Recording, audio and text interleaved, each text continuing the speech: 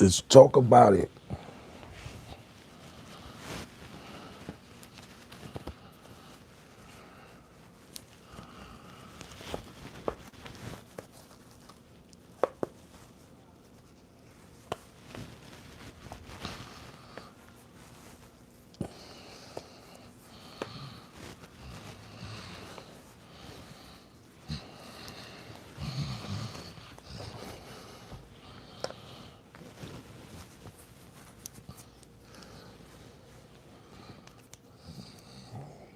What up, y'all? Happy Sunday night going into Monday morning. What's going on with y'all? Y'all see the caption? Let's talk about it. Happy Sunday.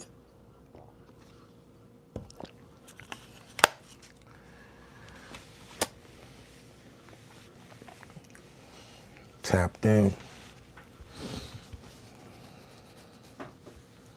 What's goody? What's goody? What's up with y'all? Let's talk about it. Happy Sunday.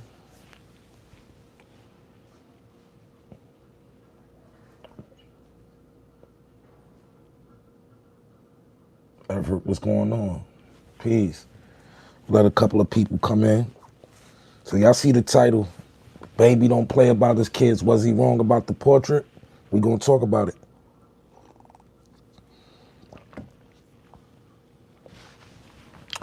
Yo, I got mixed emotions about this one right here, right?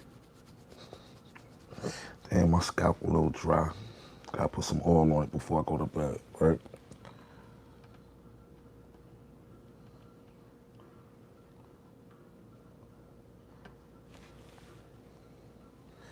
Right? So as we seen this weekend, Baby was probably leaving a walkthrough or something like that at a nightclub, and this guy named B. White Creations from Fort Worth, Texas area. He's known to give people portraits of them and their loved ones. You know what I'm saying? Shout out to him. And I guess Baby was either entering the club or leaving the club, and he showed them a picture of his two beautiful daughters. Shout out to the Baby. And the Baby just looked at the picture and kind of curved him. And people had mixed emotions about this. Let me tell you my experience about putting your kids on the internet, right? I have a beautiful 7-year-old daughter. You can see her in the back, right? And her mom used to always tell me, don't post on Instagram, don't post on Instagram, don't take those pictures down, you know what I'm saying?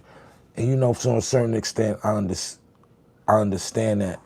But sometimes you want to see, you want to show an intimate, an intimate portrait of you and your kids, out, you know what I'm saying? Daddy, daughter dates, father and son, whatever, you know what I'm saying? But as celebrities, we got to be cautious of the pictures that we put up due to the fact that there's a lot of lunatics out here that just don't have no good intentions behind they little plots, you know what I'm saying? So I understand about the protection of your kids. However, as celebrities, once we start putting our kids on these social media platforms, it's kind of out of our hands to tell people how to conduct themselves as far as showing admirations towards you, because the guy he's known for, when guys come to his town, he gifts them with a portrait of their loved ones, and I don't see nothing wrong with that when it's coming out of a good place. But sometimes, as celebrities, we got to understand that we put ourselves out there. Now, I can see if it was a portrait that you could have been flabbergasted, like, yo, how in the hell now you got the paint this portrait from this picture? Is a picture that the Baby actually posted on his platform on Instagram. So a guy just probably screenshotted it, painted it, and thought if he probably thought in his mind, this was a moment that baby loved to his kids. So let me, immortalize it and do a painting, you know what I'm saying, and gift it to him. But I don't think baby took it. And I like, yo, chat, talk to me. What y'all feel about this?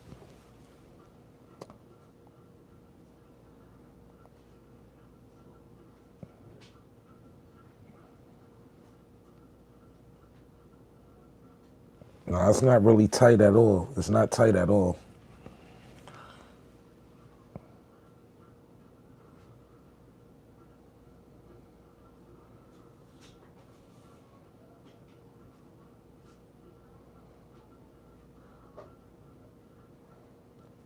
You see, I feel where the baby's coming from. That's past Nas word shit.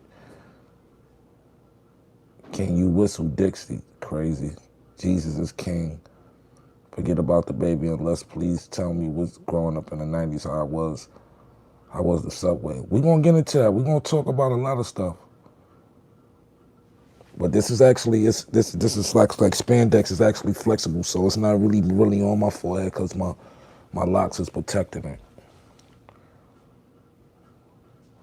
Well, but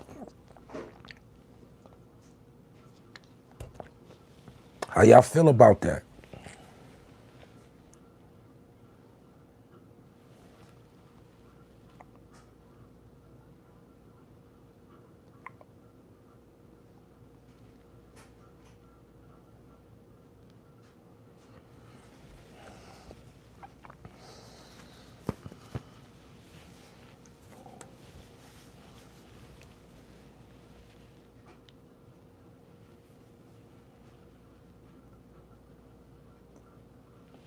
Well, like I said, of being a parent, I can see how he felt, but sometimes we take things out of proportion. And I think it was a better way to, approach that whole situation. You know what I'm saying? Put on my Dewey.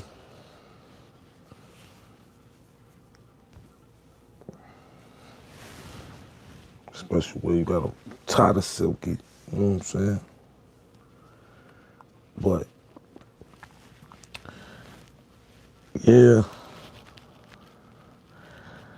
And how ironically, the guy that painted the portrait is Charleston White's first cousin.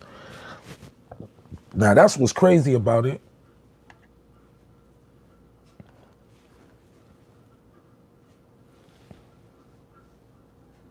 I ain't here for the trolling today.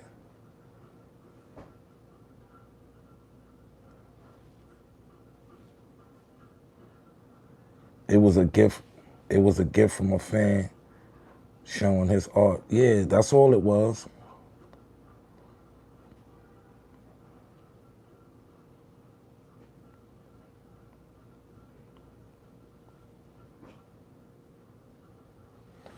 Yeah. But I say this, man.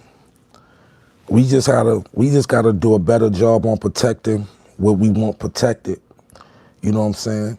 Because if you didn't put the picture out there, he would have never painted the picture of your kids. And baby, he's a person that he got the kitchen with cooking with Kirk, where he be cooking with his kids and stuff. So it's just like we gotta. You can't pick and choose of how you want your kids to be displayed to the public when you putting them out there. You know what I'm saying? If you don't want no people to, have no depiction of your kids, don't put them out there. You know what I'm saying? Because at the end of the day, if a man just showing you, that he admire you and, he a fan and, this is what he do to show his appreciation for being a fan, I don't think you should take it no type of way. I think you could have actually approached him and just told him how you felt instead of just egging them off like that, because it was a beautiful gesture. It was a dope portrait of his two kids. But I understand because I have a daughter too. But, to each his own. You can't tell people how to raise their kids.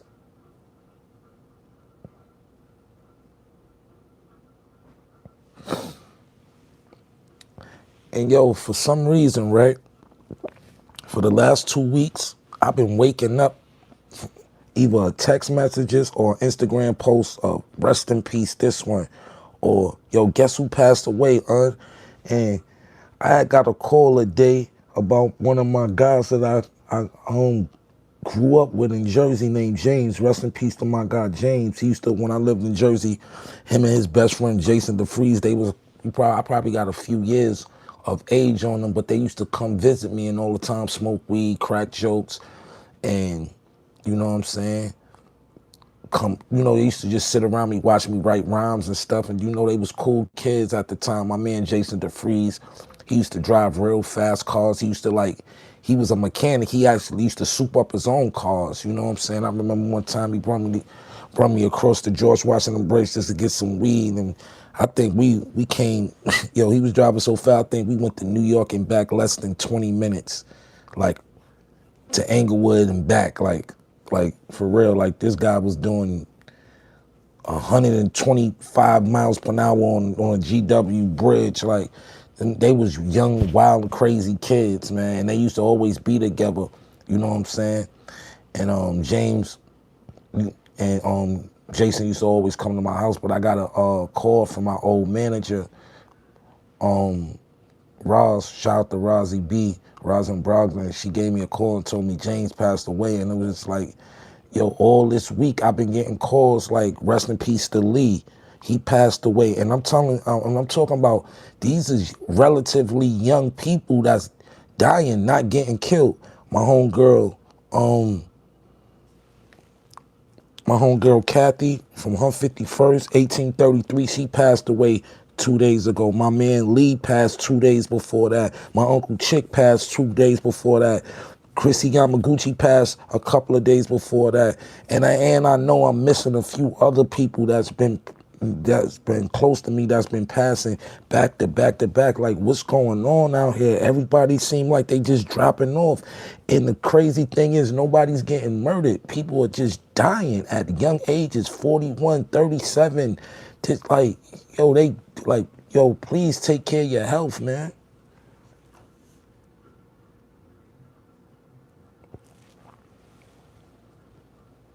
Gotta take care of your health.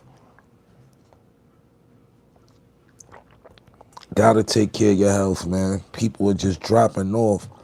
And I'm talking about every day for the last 2 weeks, I've just been getting, either seeing rest in peace posts or getting texts or calls talking about guess who passed away. It's getting crazy. It's getting real scary, man. My Uncle Chick, the young boy Rome. Yo, I'm talking about these people who are young that's passing away. What's good? I wanted to know if you had some joints with Lupe we haven't heard. If I do have some joints with Lupe nobody never heard, Chili or Lupe, they probably got those on some old hard drives or something. I didn't do music with Lupe in like 20 years. I only did a few, records with them, you know what I'm saying? Because due to the fact that I was going back and forth for my gun charge when I moved to Chicago, it was just like, that kind of situation, it wasn't no bridge burnt, but that situation kind of dissolved out when Chili went to prison.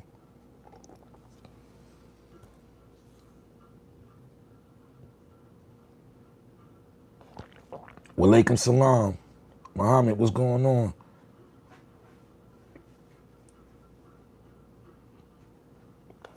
Have you ever been to Memphis? Yeah, through passing. You know what I'm saying? Through passing. I've been damn near to every state except a few due to traveling with music and stuff like that.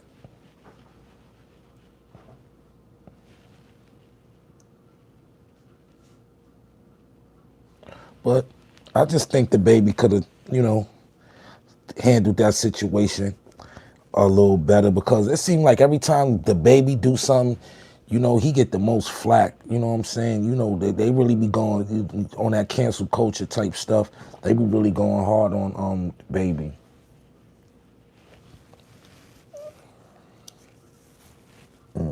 Right.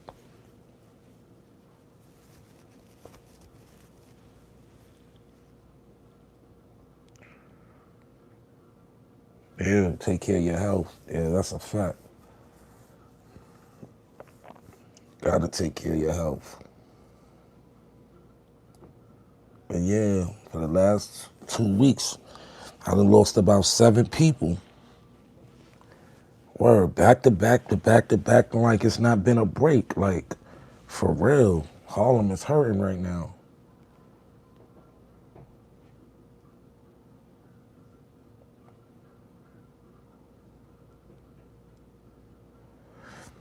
Yeah, niggas gotta stop putting on that persona. We know you dangerous. We know the baby dangerous. We know he done caught a body before all that. With that, like, people gotta stop thriving off all that dumb shit that don't mean nothing at the end of the day, man. For real. It's a lot of corny shit going on out here, man.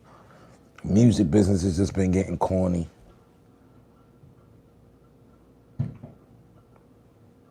FBA, Queens get the money, peace.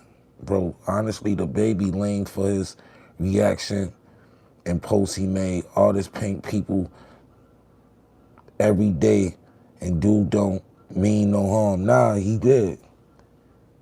Yeah, I know. I seen him talking about me. I ain't thinking about that turd nigga. He be getting my page flagged and all that now. I don't give a fuck about that nigga. Him and his moms can suck my dick. How about that?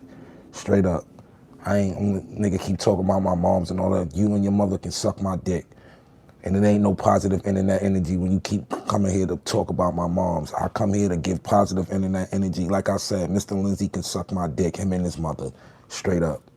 How about that? Don't come here talking about goofy TV.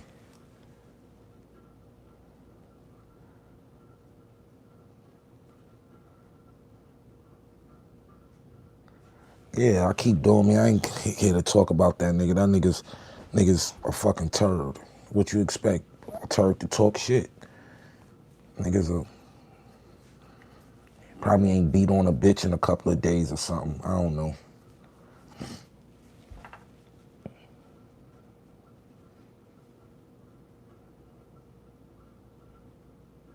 Corny ass Clue interview. That shit was corny as fuck.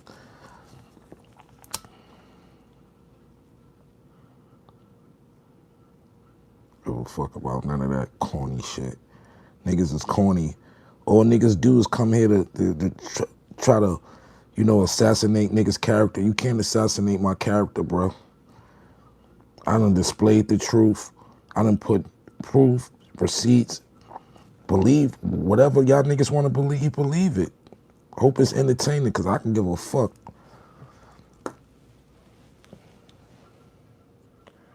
I just saw the artist on my timeline. He paints pics for hella artists.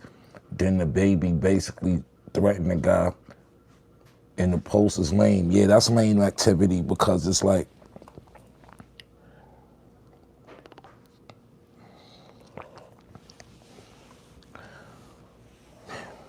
sometimes people in the music business be having picks of who they going, toss their weight around with. You know what I'm saying? And like I said, from people that's received pictures from B White, everybody just said that he always come from a good place. Like, this is what he do. You know what I'm saying? You know how much it is to commission a painting like that? You know what I'm saying? I got a bunch of paintings of my, like, one right there, one right there. Those paintings cost money. You know what I'm saying? Those shits cost some bread, and that shit is not, shit. And for a person to just sit there and take their time out to capture a moment and to gift you with it, I think you should appreciate it, like, wholeheartedly. But some people, like they say, you can't, really depict on how people care for their kids.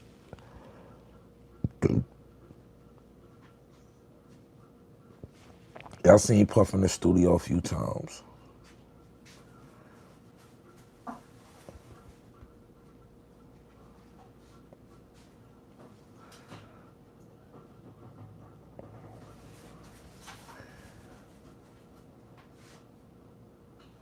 Yeah, he took his time out to give him that gift.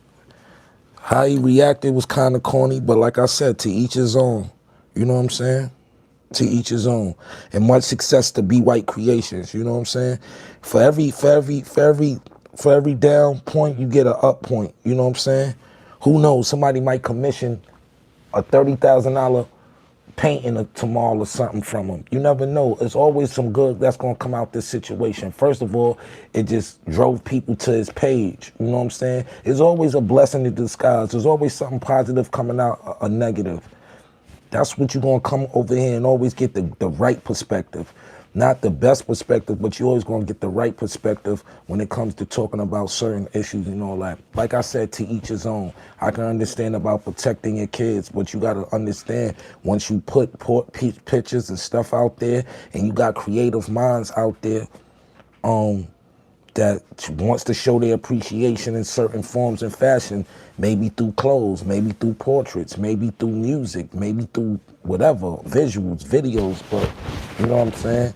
Shout out to Be White, keep creating, man, keep, being you. That's all I can say. Keep being you. Keep,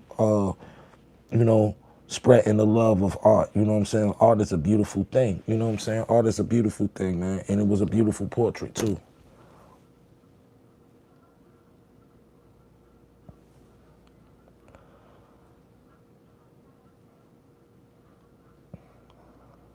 I had a stocking cap because it keeps my locks formed in a certain way. Y'all niggas is corny up here. I heard that when Jay-Z used to come to the studio, they would say not to look at him. Do you hear that? No, never.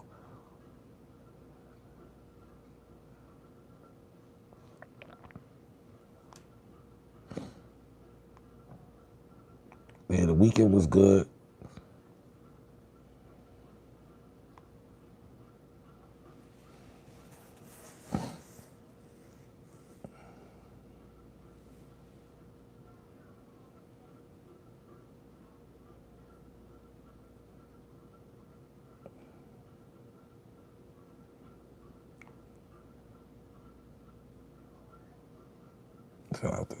Let's get this. It's a few weirdos up here tonight I can see.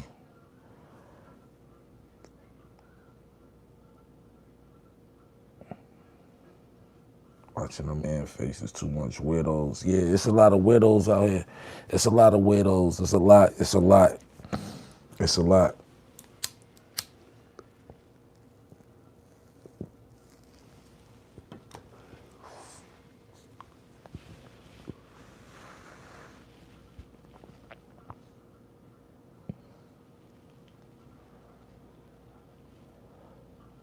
What happened to Cam and Cousin Bang? I don't know. Cousin Bang, shout out to Bang. Bang is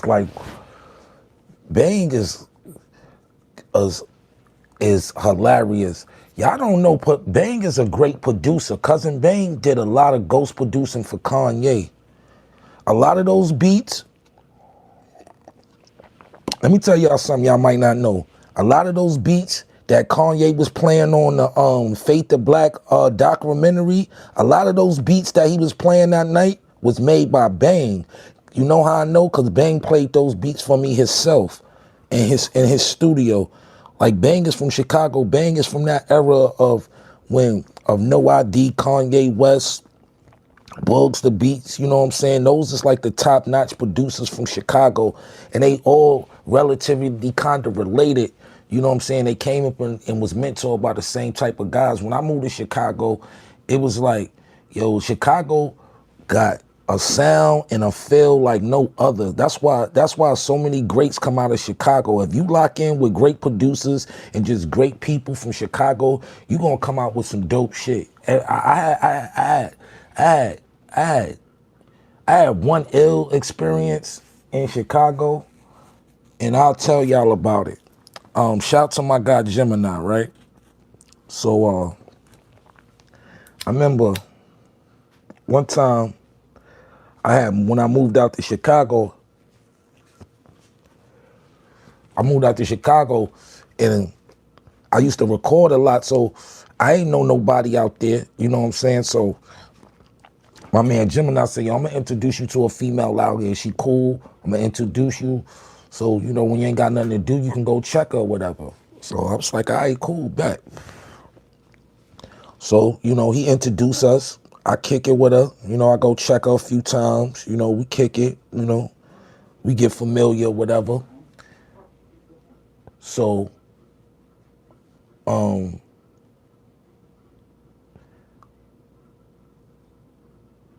we get familiar.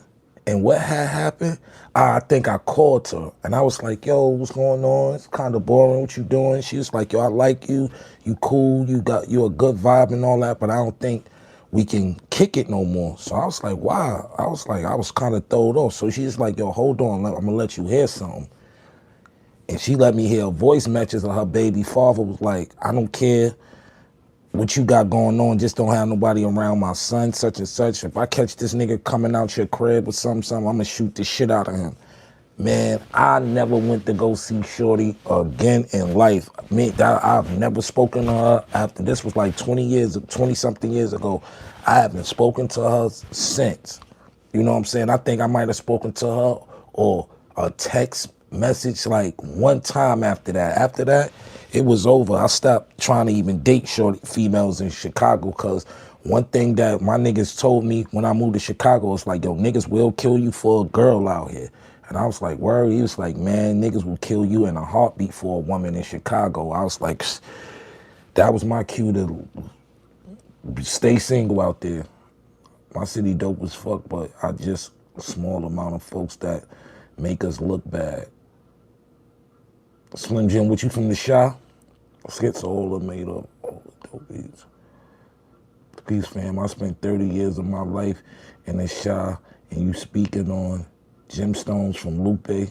From Lupe, yeah, Gemstones. Jeffrey Manor, shout out to the Manor. Yeah, man. Like, I speak off of experience. You know what I'm saying? I speak off of experience. Chicago was very, like, Chicago culture is dope. Especially if you know the good fellas like J Boogie and shout out to TJ. He was one of the biggest artists when I was out there. TJ, Lupe, Bump J, LEP, Bogus Boys, Shauna, Shauna. It was so many different artists that Marvel. There's so many different J-Suits. It was so many different Chicago artists that I used to go to the barbershops and battle when I went out there. My man Jim Stones, my man Prolific, my man Dan Ryan, Bugs the Beats. Like when I went out there, I met all the like niggas that was like the No IDs, everybody that was to me in Chicago at that time, early 2000s. I met him. He from out west. Got folks out south, yeah.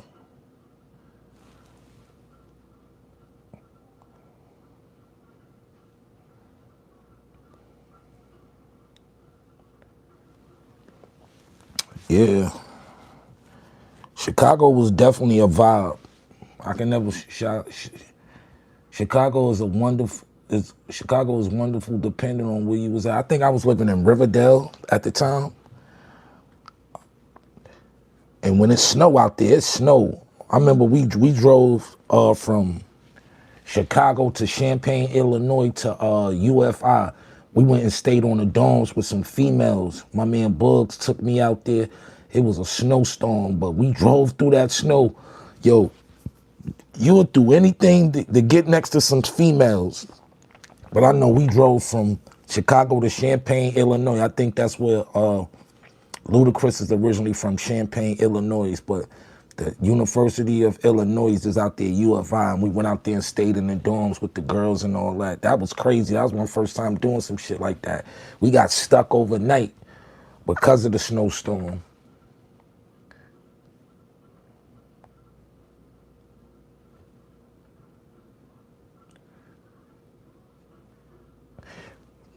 Give us some of the issues you faced dealing with hip hop. Just loyalty. Niggas ain't loyal. Loyalty is shot. Integrity and morals is shot in the industry. If you coming in the industry and you looking for integrity and morals and stuff like that, it's the wrong business. I'm gonna tell you that for a fact. This the wrong business.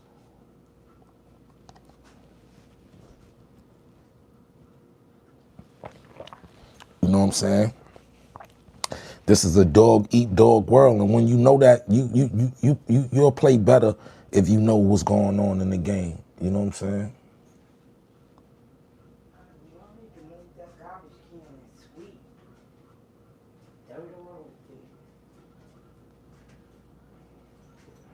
What's the spot you recommend to party at, like SOBs?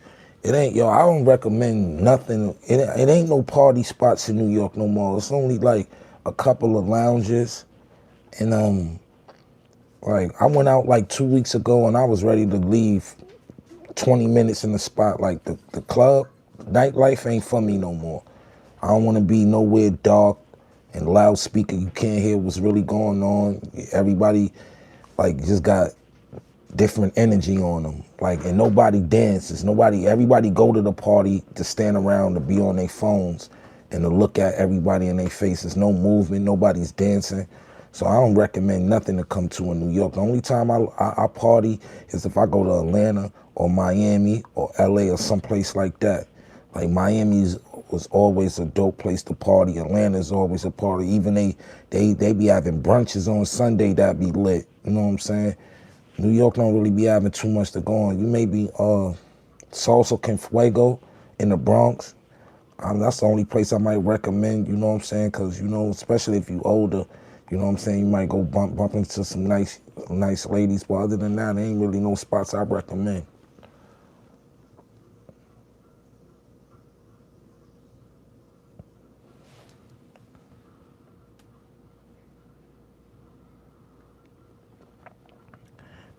Give us an example without naming names. Nah, it ain't no example without naming names. It's just that niggas do whack shit. And you know what I'm saying? Expect it. All I can say in the music business to expect the unexpected.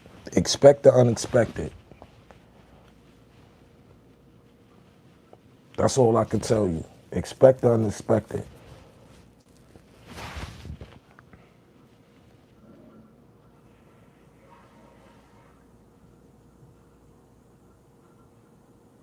Harlem Nights, yeah, that's a mellow vibe. That started out as a white club. You know what I'm saying? You know, I don't do local bars. I've never been a local bar nigga. You know what I'm saying? I've never been a local bar. Me, it only take me once or twice to go to the spot. I don't have to keep going. Like I wasn't a regular tunnel goer. I went there 2-3 times. You experience it. It's the same experience every time. You know what I'm saying? You don't have to go go somewhere abundance of times to, you know what I'm saying? It just like you been to one club live, you been to them all. When the confetti fall is over, you know what I'm saying? You know what I'm saying? If you never experienced that, go. You know what I'm saying? But I don't have to keep going to club live. You get burnt out with shit like that because it don't become an experience no more. It don't become fun. Once you first experience it and you see the camaraderie of people and the ambiance and the atmosphere, it's cool, but I'm not going to that 50 consecutive times. You know what I'm saying? I don't give a fuck who there. You know what I'm saying?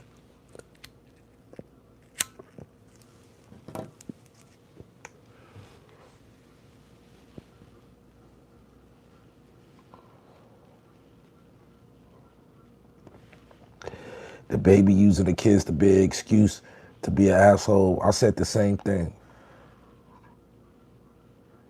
Did you used to go to the Shark Bar? Yeah, the food was bringing. Hell yeah. The Shark Bar, they got a new Shark Bar in Harlem. It's not with the old Shark Bar, but yeah, go there and get the salmon or the steak and shrimp with the mac and mash, fire.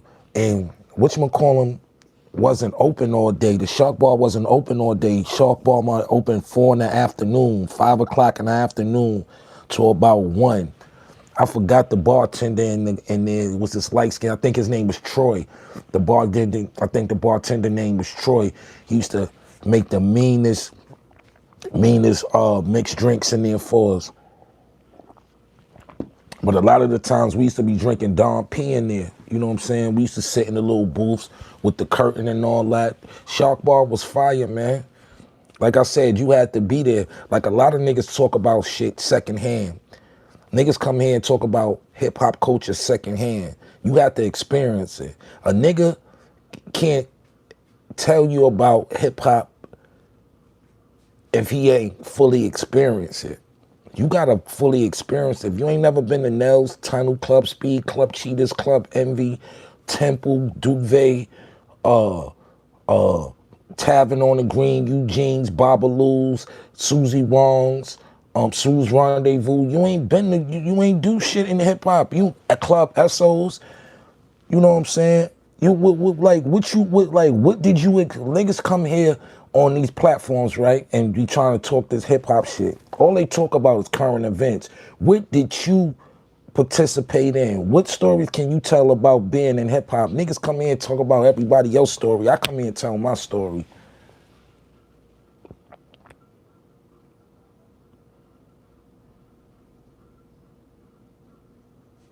I went to Club Speed in '05. It was lit.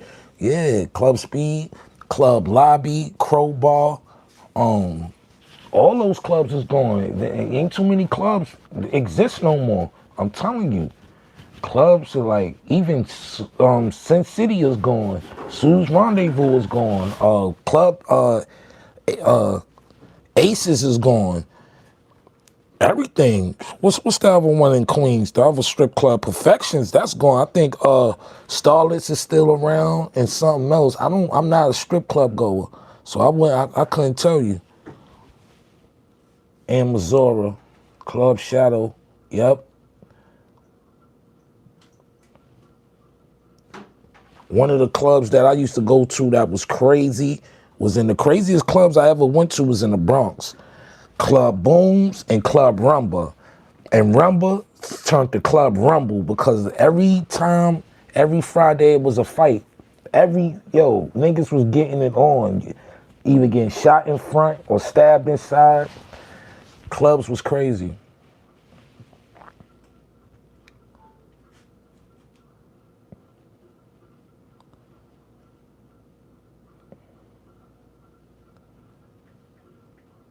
What was the club called? A church? What was the club that was a church called? Oh, that was Temple. That was Club Temple. The old church. Yeah, that was Club Temple. And I only went there a few times because I didn't feel good partying in the old church. Like they still had the stuff painted on the ceiling. Like it was still a chapel. I did not feel good. I never felt good going in the Club Temple, B. I was like, yo, who would do a club in an old church?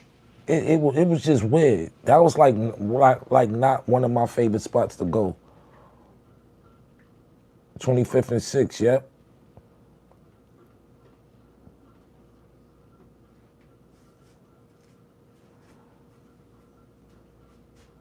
What's the plaque in the back? The Diplomatic Immunity plaque. Gold. I ain't think about it back there. But yeah.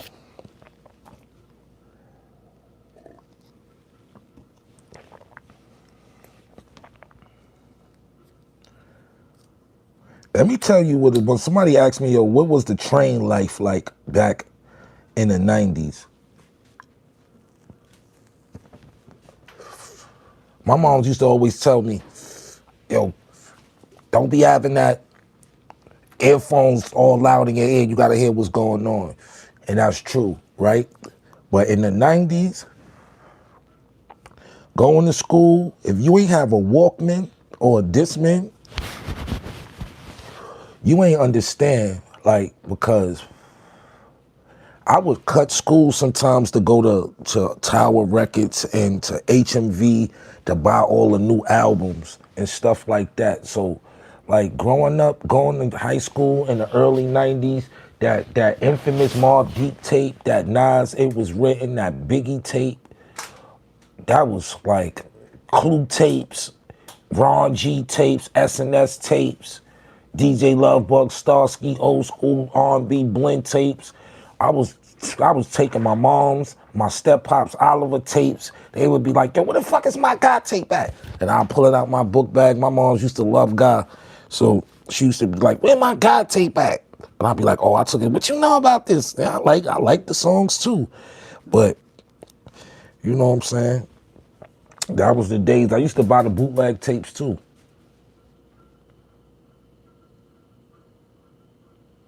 The purple tape, definitely the purple tape.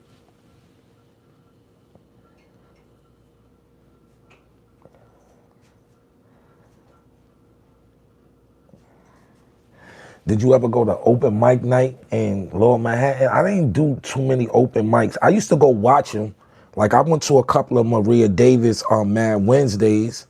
You know what I'm saying? That's when the Warlocks, that's when the Locks was the Warlocks. They used to tear that shit down. You know what I'm saying? Used to see Jay-Z and Dame Dash in them joints with the windbreaker Rockefeller jackets on in the wintertime and all that. And I used to be like, yo, why these niggas wearing these thin ass windbreaker Rockefeller jackets? It's dead cold, but them niggas had Lexus coupes and GS's outside and Range Rovers 4.6s. So I was like, oh yeah, them niggas can ride around like that all day.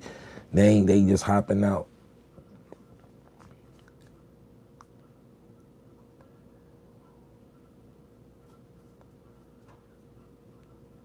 I used to sell burnout phones to Clue. Nah, I never worked with Clue. My guys, the Teamsters work with Clue. They were signed to Clue for like a year, some change. You know what I'm saying? I think after they was working with Mace, with All Out. I think they got a time machine. You government ain't gonna tell you nothing. We don't know shit that's going on with this war. We just know they blowing shit up and they doing it for oil. Niggas don't, besides that, niggas don't know what the hell is going on, man.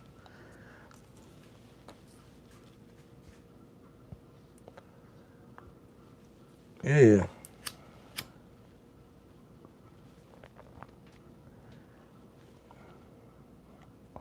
See, the thing with time machines, a lot of people will try to go back and switch time. You gotta leave your journey the way it is. I know some people would go back and try to fix certain things, but you gotta leave your journey the way it is, because you know why? If you switch one thing up, your whole life might change. Like some people be like, yo, I imagine, like a lot of guys that's successful be like, yo, I imagine if I would have grew up in the suburbs and went to finish school, this, that, and the third, you wouldn't have been the person you is today. You would have been a totally different person. You know what I'm saying? Like, growing up in the 90s, like, schools was rough in New York City. You know what I'm saying? Schools was rough. And very materialistic. Like a lot of niggas dropped out of school because they wasn't fresh every day. It's a lot of niggas' moms was fiends, and a lot of niggas wasn't fresh. You know what I'm saying? And it was, and not to make that excuse, but the niggas wasn't like you like schools back in them days was fashion shows, Vance and Levers, Murdoch, coats, North Face coats, Pelés, this, that, third, Gore-Tex boots, Vases, Dolomites, stuff like that, Air Max. If you couldn't afford it, you wasn't getting no play, you wasn't going on no dates, you wasn't going to no talent shows, you wasn't really, if you wasn't sitting at the cool table, you know what I'm saying? You was like that. That's how it was in school back in them days.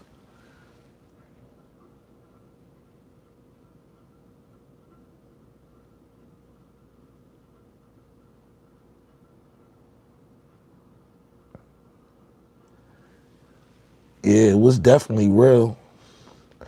High school fighting high school. I remember I seen Martin Luther King high school fight, like Brooklyn versus Harlem. That was one of the, and it made the news. You know what I'm saying? It used to be crazy. High school used to be crazy back in the days. I went to a predominantly whole Dominican high school. That's why I dropped out a GW. And then by the time I got to Park West, I was tired of school. I was like, I told my moms, I'm going to rap. I'm going to get me a record deal. And that's exactly what I did. I said, this shit is trash.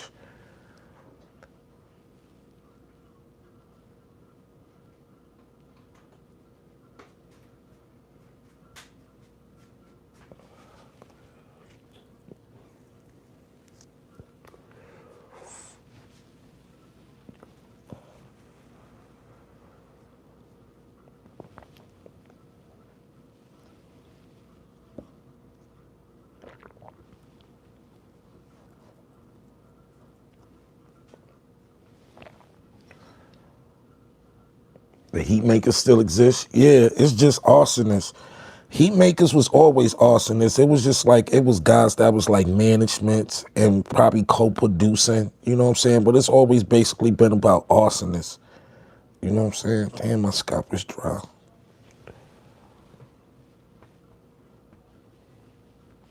Yeah, it's always been about arsonists.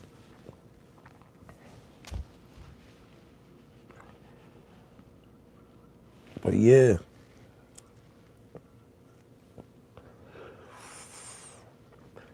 But rest in peace to my guy James. Yo, man, that's crazy. Like, I probably was like 19. They probably was like 15. And they used to come, like, my manager, Rosalind Brogdon, her crib was like the one-stop shop for celebrities, the baddest bitches, producers, like everybody done stayed at Raw's house. Everybody done came through Raw's house. Everybody done walked up them steps. Everybody done slept on that same bed. Like, Raw's house was like the one-stop shop. Damn, my shit is itching.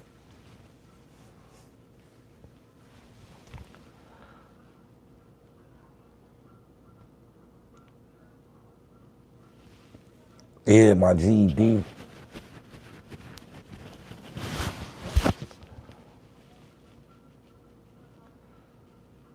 I had to go to the night school to make credits, the graduation. My junior high school, before I went to high school, my junior high school, my last year, my senior year, 2 kids killed themselves. We had 2 empty seats with cap and gowns and diplomas on it for them. Raymond Diaz and this girl named Norma. Rest in peace to Norma, rest in peace to Raymond Diaz. Raymond Diaz, I think Norma, she killed herself.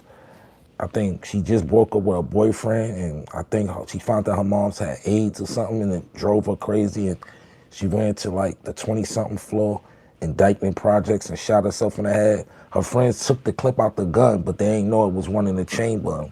She killed herself, and my man Raymond Diaz, he killed himself playing Russian roulette on Halloween.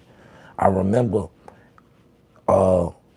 he kept asking me to borrow the movie Strap with Frejo and Joaquin Woodbine, and the day that I actually was going to let him hold it is the day that he killed himself. I never got to give him the movie.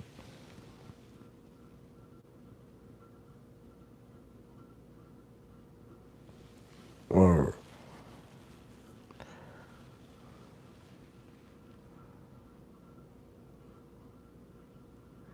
What record you got hanging up? The Diplomatic Community plaque.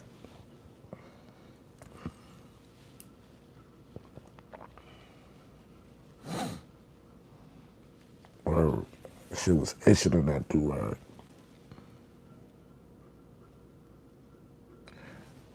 Who was the guy? That was my man. I was my man brother that had the tiger in the crib.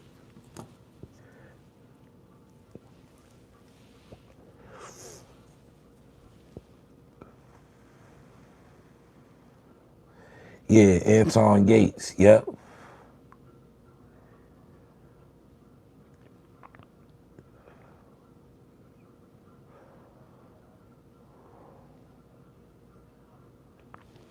Kid Raiders would have jumped off the roof. Crazy.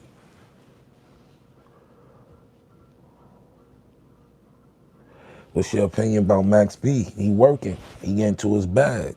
Ain't too much to say about Max. He came home after doing damn near 20 years in prison.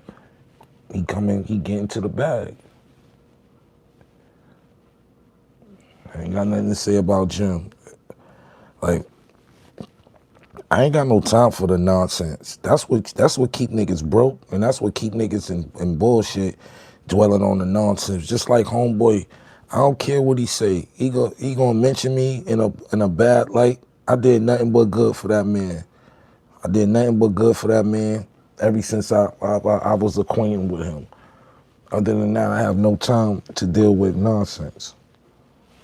parts is correct and all that.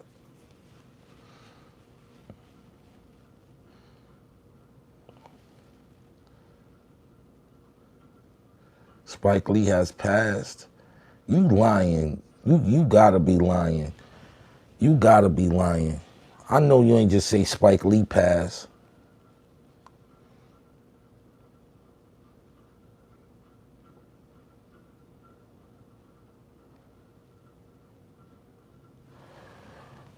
That's crazy. I don't know what's going on. If Spike Lee just passed, that's crazy. Rest in peace, Spike Lee. Wow.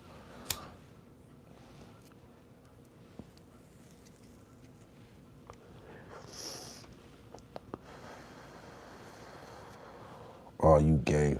These guys was weird.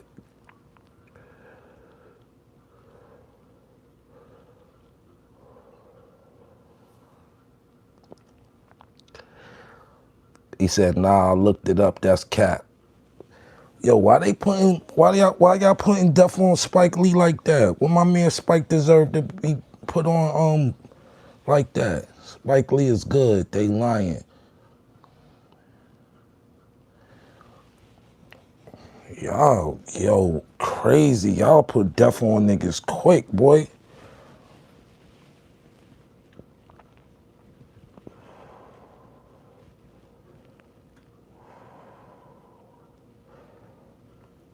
Y'all will put death on people so quick. That's crazy.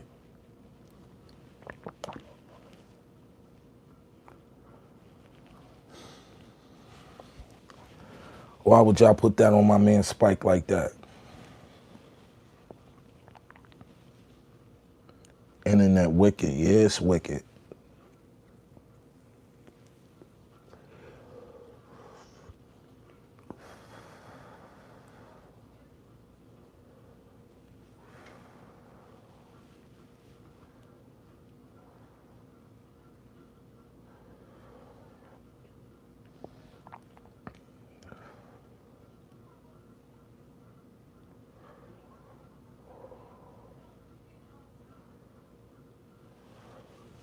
Now, we was talking about DABaby, 90s stuff, you know, regular hip hop shit. Peace. Now,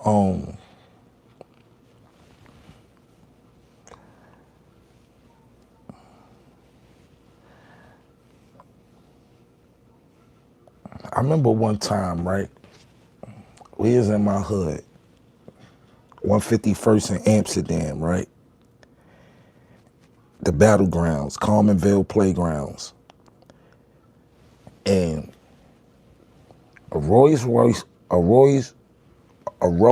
Phantom pulled up on the block. And it had roses on the dash, like fresh roses, like on the dashboard.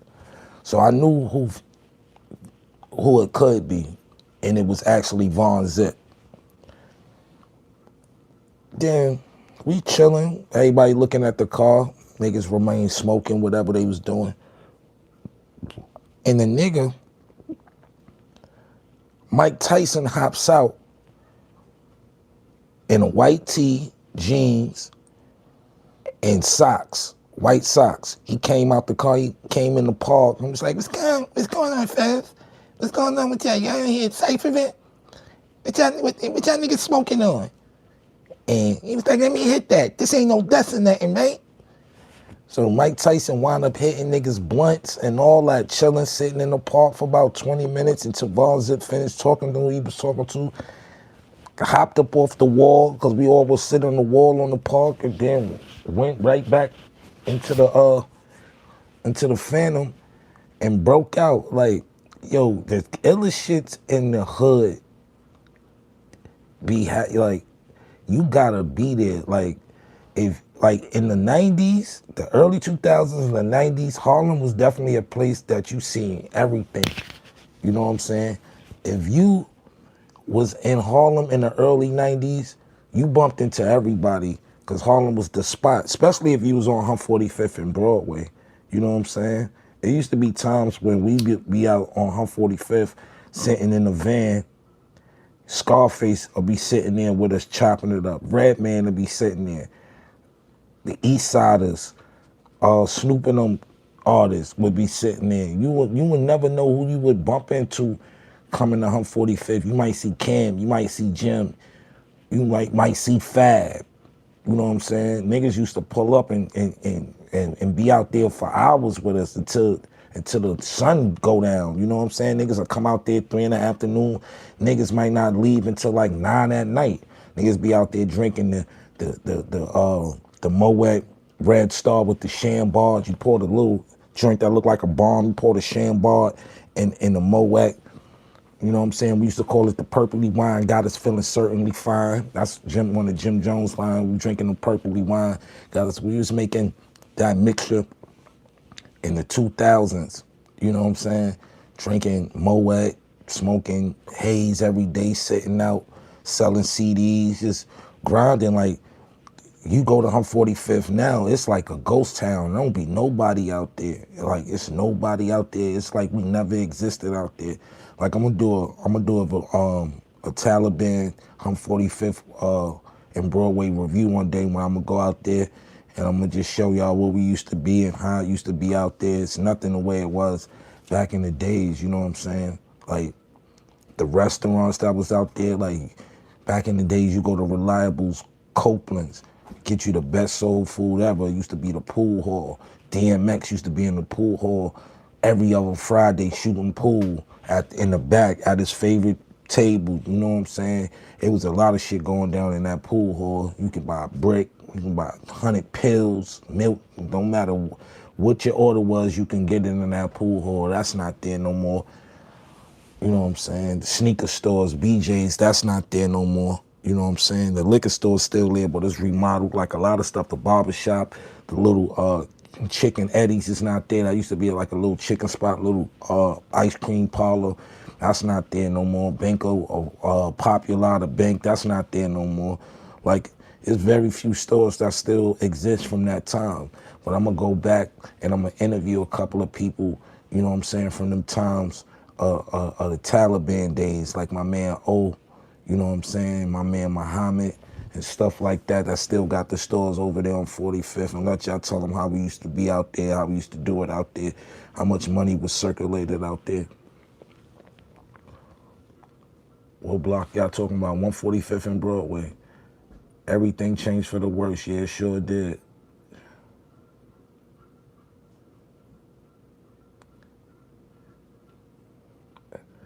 Lil Baby is not a factor in hip hop.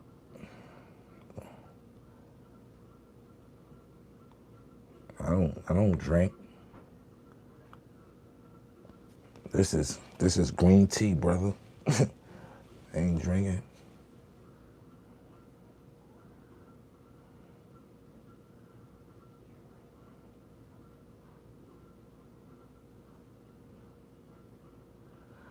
What part of they take juice all over Harlem. Saint Nick, Skrilla Hill, 55th. There's a couple of 12th Ave. There's a couple of spots that if y'all go check out the new video that I did with my guy Pude, Pete Vassetti, y'all can see those steps. A couple of people said, yo, those look like the steps that Bishop shot Q at. Yeah, those are the same steps. Like, that's still there. Like, 12th Avenue, the steps under the bridge, you know what I'm saying? I remember being a little kid watching Ice-T shoot scenes for New Jack City, you know what I'm saying? I told you, when Harlem was condemned, Harlem used to have nothing but condemned buildings, bro, all around Harlem. That's why they used to tape everything in Harlem, because it looked so gritty. Harlem ain't start getting gentrified until like the early 2000s, like 2002, 2003. Did you know Bucks from Weeks? Nah, I didn't know them.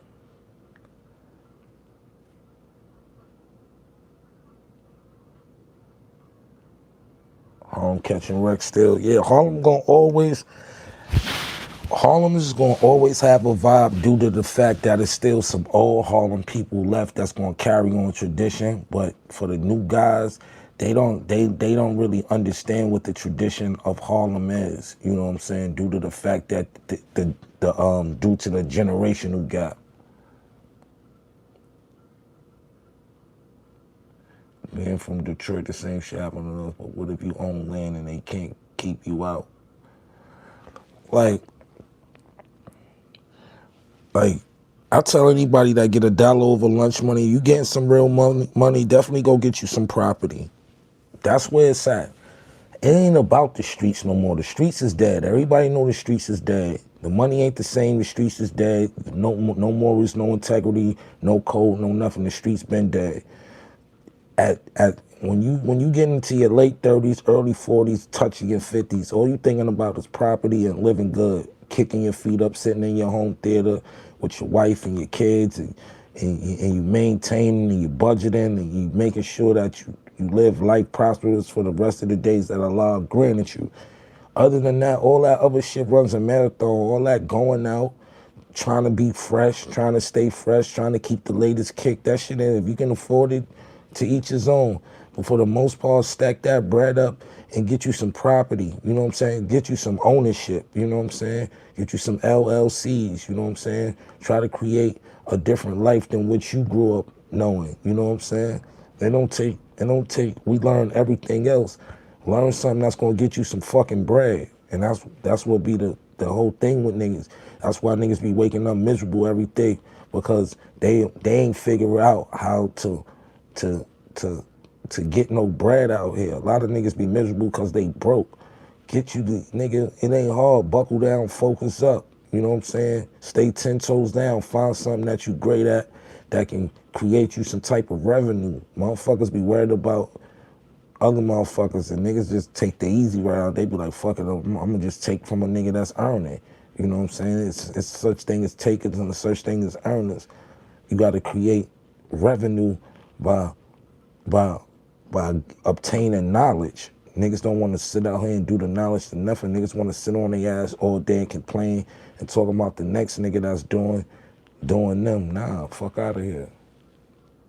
Probably the best rapper in Harlem ever, besides Cam and Mace.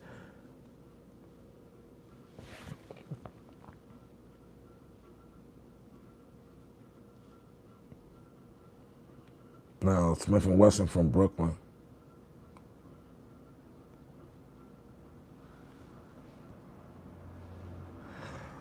Yeah, Chuck Norris passed away. Yep.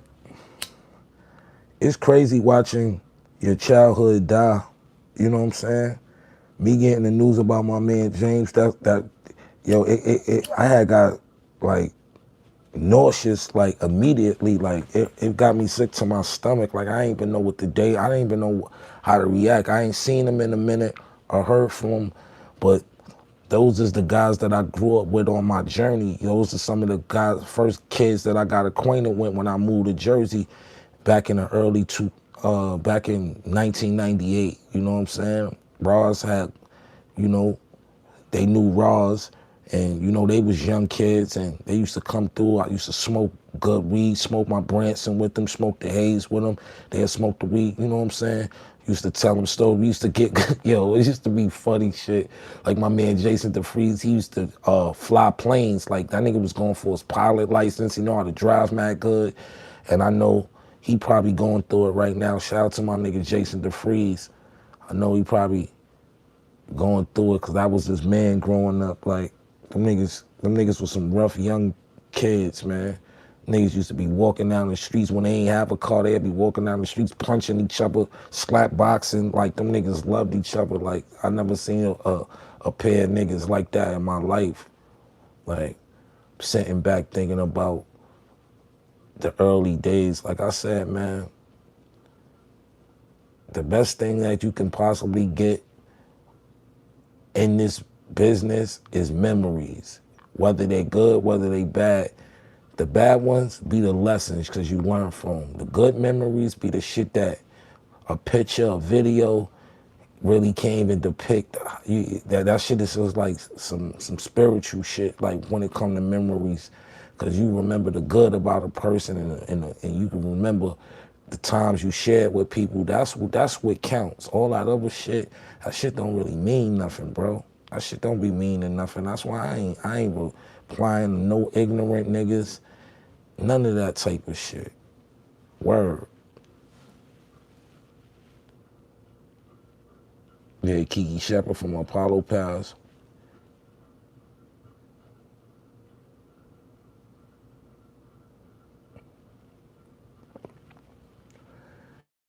Is it true Mano left the podcast? Nah, that was a April Fool's joke.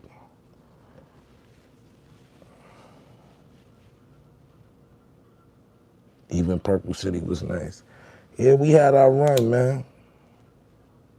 We had our run. Purple always gonna be a part of me. Down to my lighter, down to my glasses.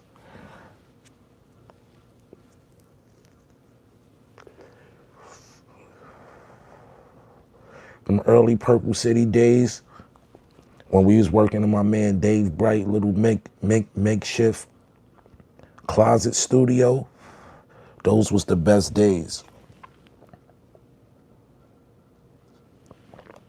Because you striving for something. And then it feel even better when you reach a goal. It felt good as hell when we got the Purple City deal. It felt good as hell. Because we know you got to actually see the work that you put in materialize into something. You know how you can be working for something for so hard and it never materialize into shit? Nah, the Purple City shit materialized from blood, sweat, and tears. Niggas went through a lot to still, you know, to have their imprint in history of this music shit. You know what I'm saying? Niggas put out a lot of projects independently. Niggas got a deal, put out a few projects with that. You know, you can't complain with that. What else you want? You know what I'm saying? Everybody expect the riches from it, but sometimes you gotta have your accolades. You gotta have a resume. You gotta put in work. And I tell niggas, don't matter how much work you put in, that shit still don't matter because yesterday's games don't win today's. Yesterday's points don't win today's games. You know what I'm saying? So you always gotta be scoring. You know, always gotta put numbers on the scoreboard. That's what it's about in this business. As long as you keep scoring, it don't matter what type of day you having, who you lost, don't matter. As long as you keep putting up numbers on the scoreboard, that's all that matters.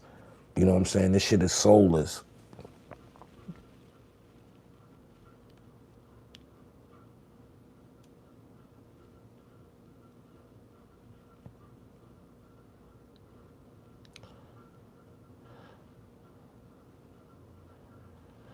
What zone I was in when I made the song Winning?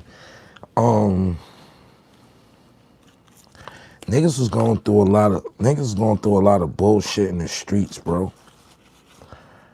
We was at my man's studio. My man Dan the Man, shout out to Giambe, Fred Bear, everybody over there at Pro Town. Bathgate came to the studio and that beat came on. I was in a different zone, and you know what I'm saying? It was just like the song came out dark because that's how a nigga was thinking at the time. A nigga was just thinking about winning. You know what I'm saying? All the shit like niggas ain't even got nothing. Niggas ain't been out the hood. Niggas just got a little buzz, and niggas is already hating. Niggas is already trying to do niggas harm in so many different ways because niggas think niggas is gonna surpass them or be successful. Like that's what the crab in the barrel shit come from. The niggas see you get a little bit of light. Niggas see you get out the top of the basket and niggas pull a claw and bring you back down. Do any ways, trick you off the street, harm you, do anything. That's why I stopped letting niggas know what the fuck I'm doing. I stopped putting myself around certain entities, around certain people, start being more than myself, you know what I'm saying? Cause when you let niggas in, niggas will come around you for all the wrong reasons. You get what I'm saying? And you can't be having those mistakes. You know what I'm saying? You gotta be learning from your mistakes when you be putting people around you that's no good for you. You know what I'm saying?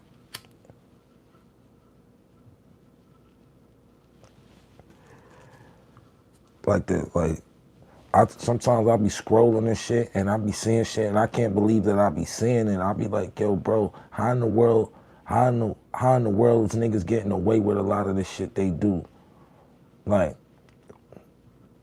niggas get away with saying shit about, like, it be like, and and I just be thinking about, like, what type of person even think like that? Like, we're in a whole nother realm of just weird vibes, man.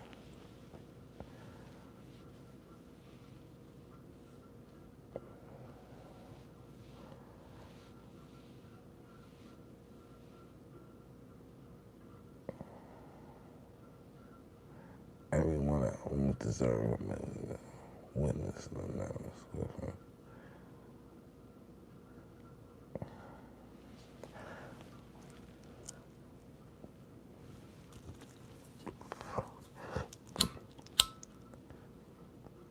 Let me tell you when, like, I always loved music.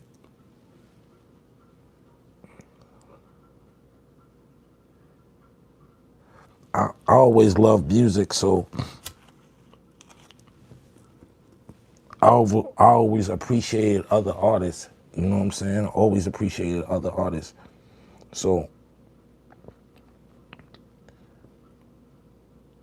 when you become that artist and niggas start appreciating you, you just gotta pass on that same energy that niggas was passing on to you when it was their turn. You know what I'm saying? Just know you're always appreciated in Detroit. I appreciate that. I appreciate that. You know what I'm saying? Like, that's why I'm super appreciative. The good and the bad times. That's why I don't be complaining about nothing. I don't really complain about nothing. Give a fuck. You know, it is what it is. Shit happens. You know what I'm saying? You gotta keep your head up high, keep your shoulders strong, you know what I'm saying? Keep moving through the storm. It ain't about nothing. As long as Allah waking you up, you'll be alright. Figure it out. You know what I'm saying? Every day is not gonna be a rainy day and every day ain't gonna be a sunny day neither. You know, just appreciate all the days. Because sometimes you need the rain to wash away a lot of the bullshit. Sometimes you need to stay inside, read a book, watch a good movie, write something, create something. You know what I'm saying?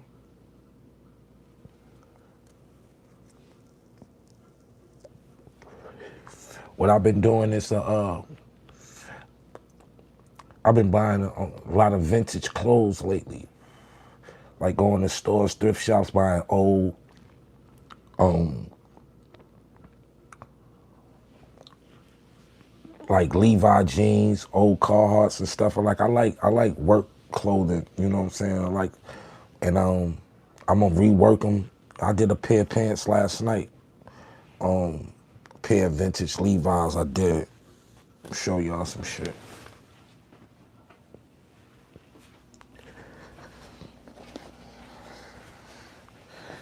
I put the suede flock, Guns and Roses on the joints.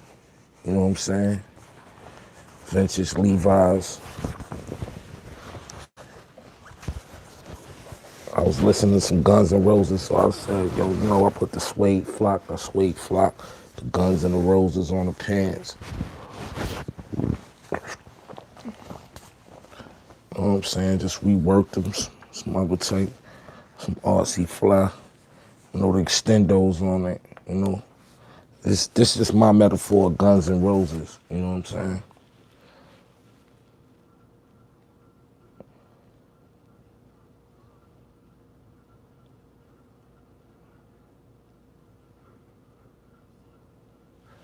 Word. Yeah, some good vintage, good color through the red, extendos on it, good suede flock, good red roses, you know what I'm saying? Guns and Roses, y'all get it. Got a good pair, got a good fit for those.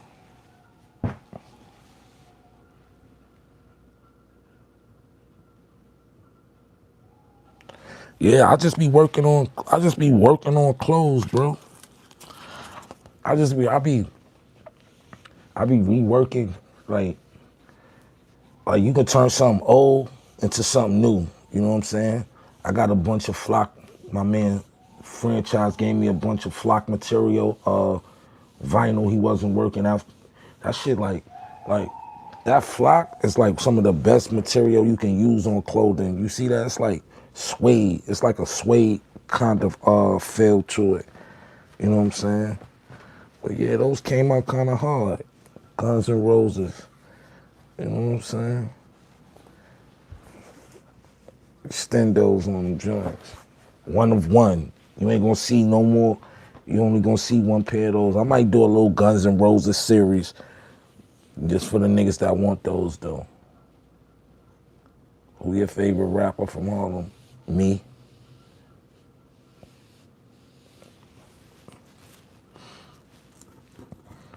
I like a lot of the new guys. I always shout out the new guys. But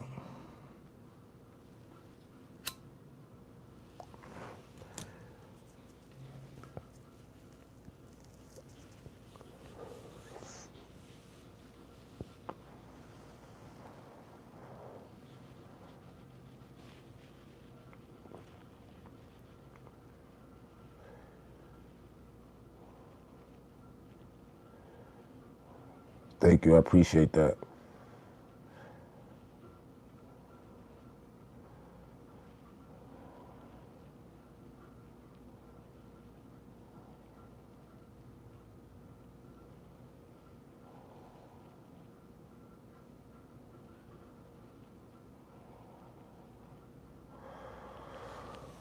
But yeah, we've been up here for a minute. I thank y'all. I appreciate y'all for coming to chop it up with me.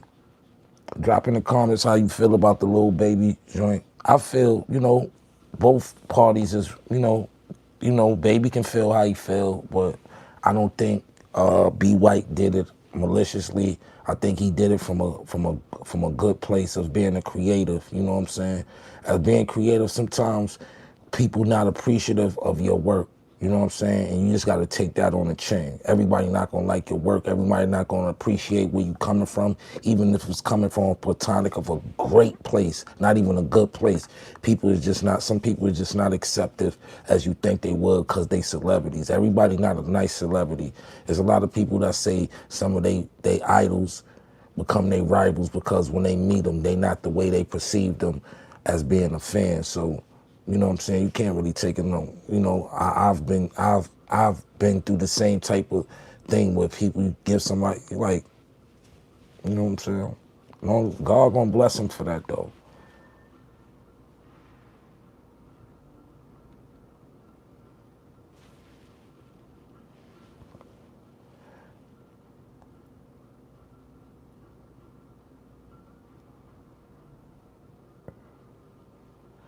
How do you feel knowing something you made was heard around the country?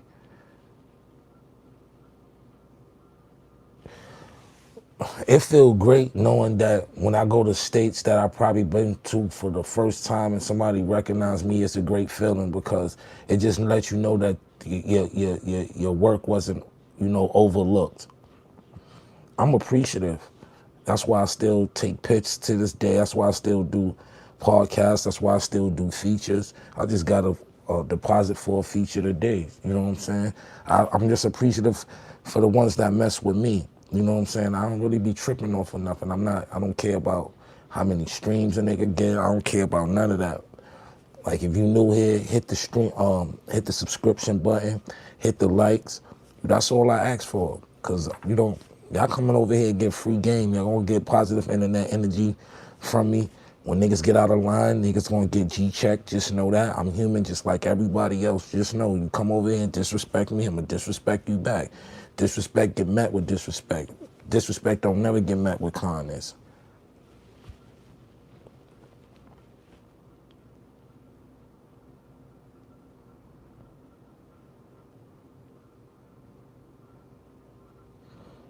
Yeah, that's a great quote by Graham Fishburne.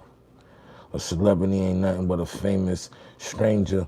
Expect no more from them than you would from a bum on the streets. That's real shit. Real shit right there.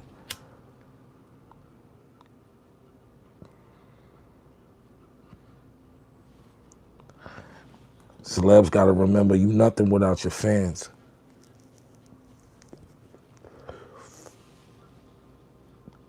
Shout out to A-Mafia. A-Mafia was always fire. I still think he's fire. I still think he do dope music.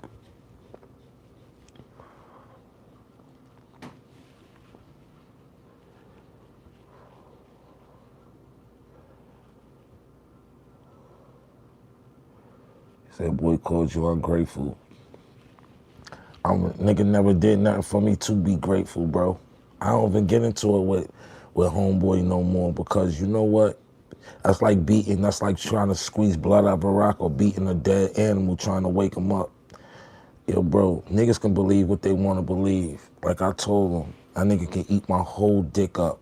Straight up. Pause. Word up. Him and his mama. Nigga keep disrespecting my mama, you gonna get the same disrespect. You can eat it up. And I say the niggas know who I'm talking about because nigga getting my page flagged and all that crazy type of shit now. So, like, I ain't got no time for this clown nigga.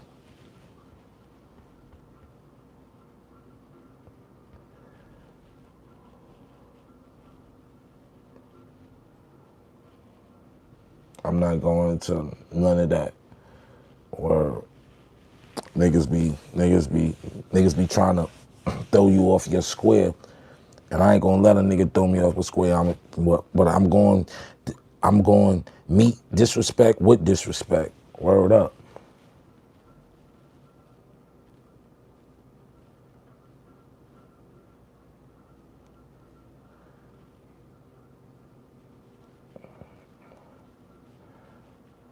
Now it's all good, Graham.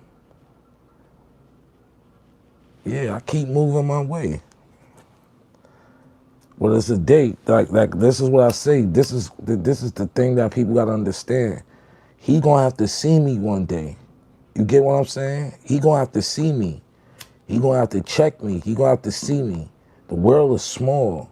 This planet we call Earth, just as big as it is, as small as it is. And niggas gonna have to see me one day. And I just want to see if niggas is man enough to stand up and say what they gonna say to me, or mano a mano.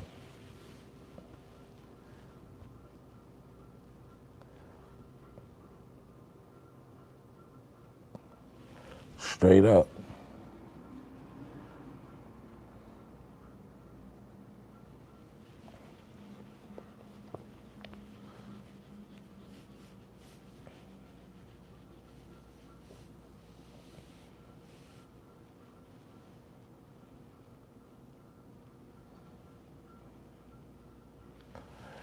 So y'all have a peaceful night though. 100.